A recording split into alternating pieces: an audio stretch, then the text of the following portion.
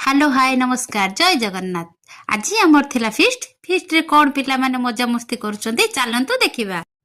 बर्तमान आमर एठी तरकारी रेडी हेइची देखंतु ए दी जणा सुंगी सुंगी पहुंचले चिकन कषा खाइबा पई चिकन कषा खाउचंती।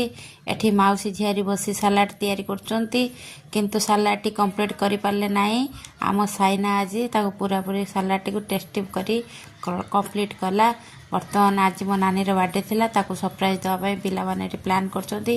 मो नानी सरप्राइज देखि बहुत खुशी हे गला। एबे केक पूरा रेडी लागिला परे पिलामानंक भत्तरे कैंडल किए लिभे बोते प्रयास चली। कैंडल टी लिभिगला परे बर्तमान केक कटिंग हैला। केक कटिंग हैला परे समस्ते केक मो नानी खइदेले। नानी मध्य समस्त केक खइदेला। ता भीतर मो नानी टुपिटी गली पड़ची।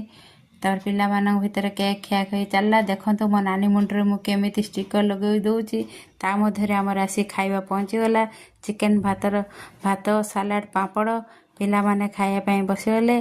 सब पिला माने खाई कहले बहुत टेस्टी टेस्टी खाइबा हेची।